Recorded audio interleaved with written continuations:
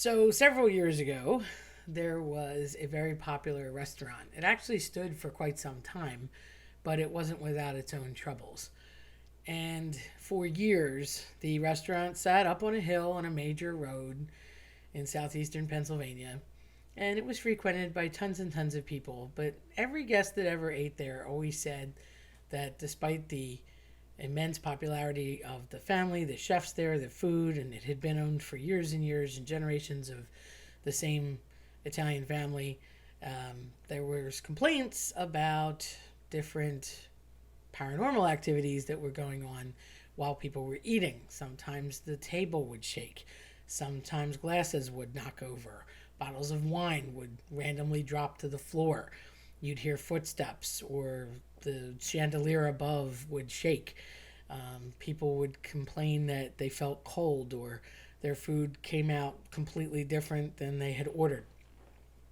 And although it was part novelty, part annoyance, the owners just sort of went with it. And it was always one of those interesting places to visit because of the problems, and yet they compensated with a great personality and food. So people went back time and again. Some people actually went to visit on purpose and have dinner there because of the events that would always allegedly take place. The reasoning behind this was supposedly the legend of Lady Lydia. So the restaurant sat on a plot of land that had a large house.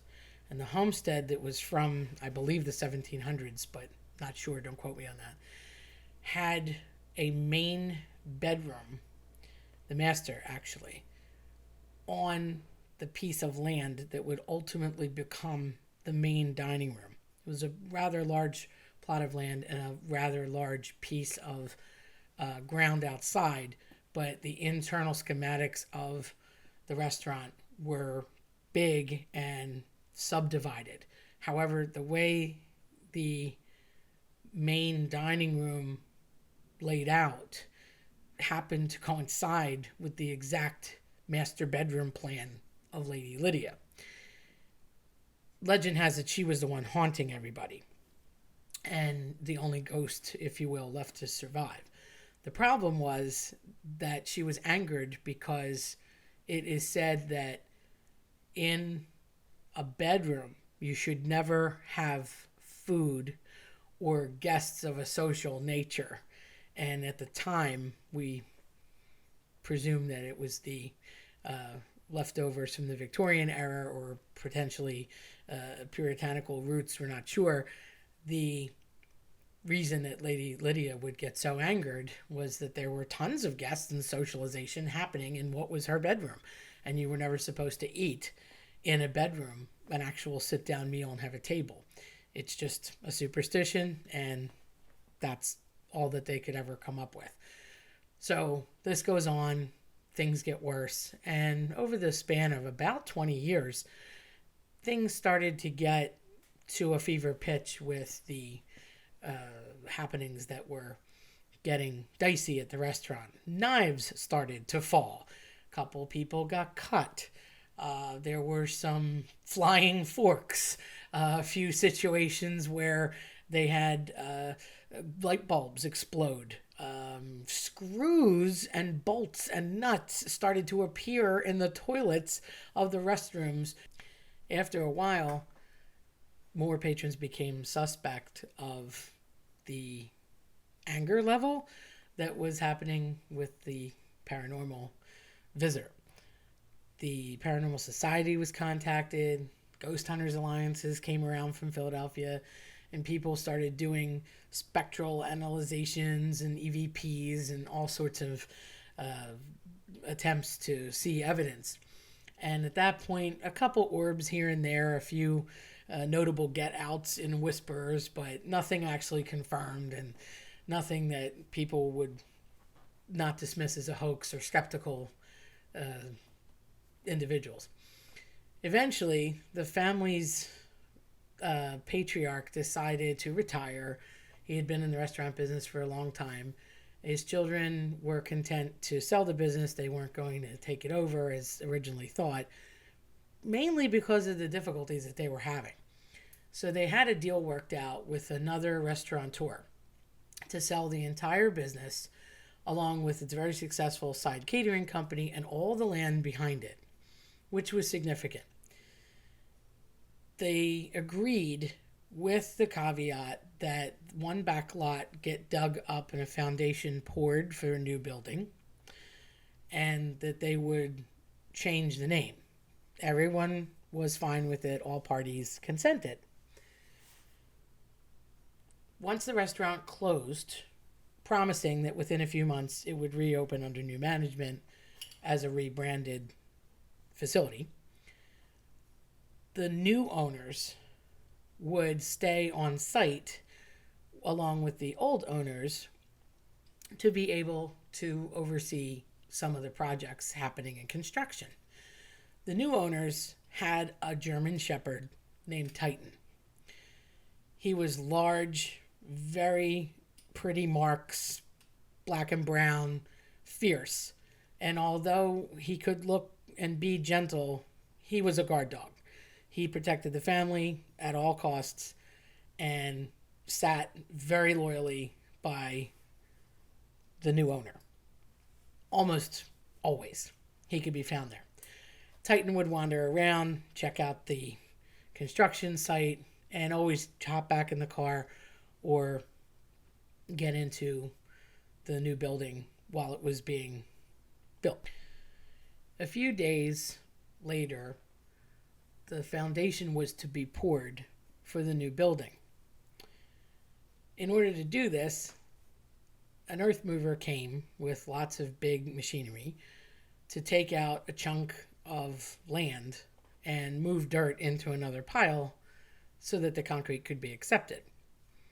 The old owners, having done all of the paperwork, essentially were able to leave at that point and wished good luck to the new owners. The new owners had a trailer put on site because they were very hands-on and frequented coming and going during construction, even staying late into the night sometimes, but usually returning to their home. The night that the trench was to be dug for the foundation, two people were put on site to make sure everything went smoothly. You could call them guards, but they technically weren't in security. All the earth was dug around 5 p.m. Huge hole, getting ready for 6 o'clock a.m. pour. The next day, the new owners come back around 8 a.m. to find that all the construction guys were completely stumped and removing again the earth that had been removed the night before. Turns out the gigantic hole that was dug was completely filled in at 6 a.m. There was no person, and there was no equipment being moved throughout the night. No reason why, but all the earth was moved back into the hole. So when they got there, they had to remove the dirt. Obviously, so this upset the new owners. They asked what happened. Nobody had an explanation. And they were short on patience at this point because they had heard all about the alleged paranormal activity, but really didn't believe it and weren't using it as an excuse. They reschedule for a pouring the next day. And this time, the owner decides he's going to put up cameras to see exactly what was going on, convinced that there was some hoax at play or vandalism of nearby people wanting to keep the ghost spirit alive. So that night, an expensive system is set up, 2 actual guards put on the scene, and the earth had been moved, cordoned off, and they were ready for concrete pour the following day at 8 a.m. When the owners returned the next morning with the entire construction crew, again, the earth had been put back into the hole that was now dug a second time with no explanation. They checked the footage. There's Absolutely nothing happening for hours. Just an empty hole being filmed. Suddenly, around 3 a.m., there's a blackout of just white noise and fuzz in the tape, and then time jump to approximately 6 a.m., where the picture returns. There's no noise, no people. The hole is filled. All the earth back where it was removed from. And the two guards that were asked to stay, one claimed to have fallen asleep. The other one said he heard and saw nothing. And when checked on the hole throughout the evening, never saw any movement, people at all. Beyond angered, now a third time, the new owners decided they're going to keep the cameras, double the guards, and stay in the trailer on the premises. However, there was, in the original restaurant that remained, an upper level that had an old apartment in it. It had been unused and was on the second story. No one ever went up there.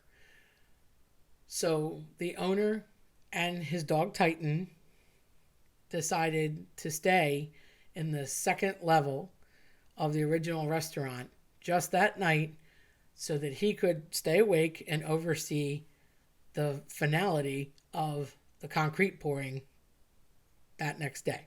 As the new owner walked upstairs to the second story apartment, he laid a sleeping bag on a dusty floor and opened the window so that he could look out directly onto the plot of land in question. Doug, now a third time, waiting for a 6 a.m. concrete pour again. This time the owner had brought himself a book to read and a shotgun. He stared for hours out the window, reading his book, waiting for something to happen, almost daring something to go wrong. And it was quiet for a long time. Guards kept circling, the film kept processing, but nothing. After midnight, everything still seemed quiet. He was attentive with some coffee and determined to stay awake to watch exactly what was going on. Until approximately close to 3, suddenly some noise started to occur on the ground floor of the restaurant. The dog, Titan, perked up, sat up on his haunches, started staring into what seemed like nothing, and growling fiercely. The owner walked to the window, suspect that Titan had seen someone outside trying to mess with the land that had previously been contaminated, but it was towards the door to the upper level apartment that Titan was staring.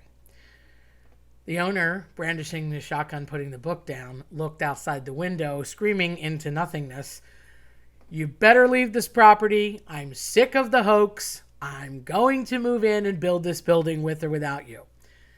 No one answered. Guards came rushing. People went to look. Still nothing on the tape. But the dog, Titan, was firmly fixed on the door behind him.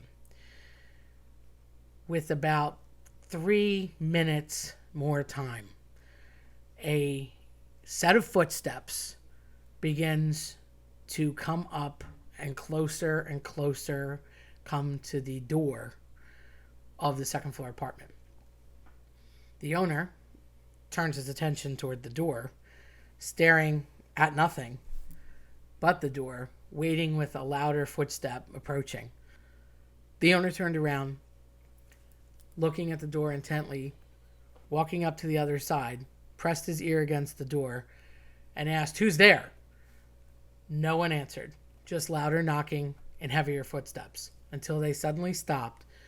Titan, now up against the door, growling, lots of drool seething out of his teeth, pinched ears, and a very smug snout. The owner listened against the door to the footsteps getting louder and louder and closer. "Who's there? I'll turn my dog loose on you." "I have a shotgun." "I mean it. I'll let the dog go." Still nothing. The footsteps got more and more intense, and eventually it sounded like it was right up on the door.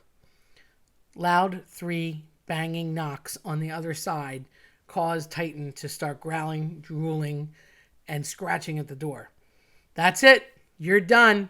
I'm letting my dog loose. The owner unlocked the door, twisted the doorknob, flung it open to darkness. There was nothing there. Titan took one look into the darkness as if seeing something that the owner could not, yelped, and ran top speed out the window of the second-story apartment, plunging to his demise on the ground. My dog! The owner couldn't believe that Titan would do that. Animals don't take their own lives. He had to see something that scared him enough to want to run away at all costs. He raced down the stairs, out of the restaurant, and toward the guards, staring at Titan's body, lifeless. During that time, all of the dirt somehow was back in the hole. It was on no camera, captured in no one's view, but during this very brief commotion, the dirt was returned to the original hole. Being completely frustrated and now saddened by the loss of his dog, the new owner decided that he was just going to close the facility and leave it as a storage facility for the other restaurant supplies that he had in his very successful catering business and other restaurants.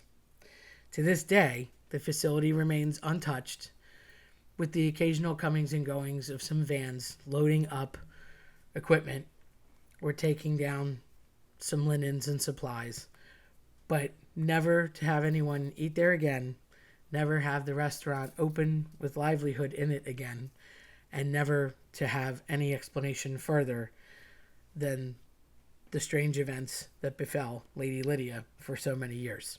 If you like this type of content, scare the like button into turning blue and subscribe. Don't forget to hit the notification bell so you don't miss out on future videos. Thanks for watching.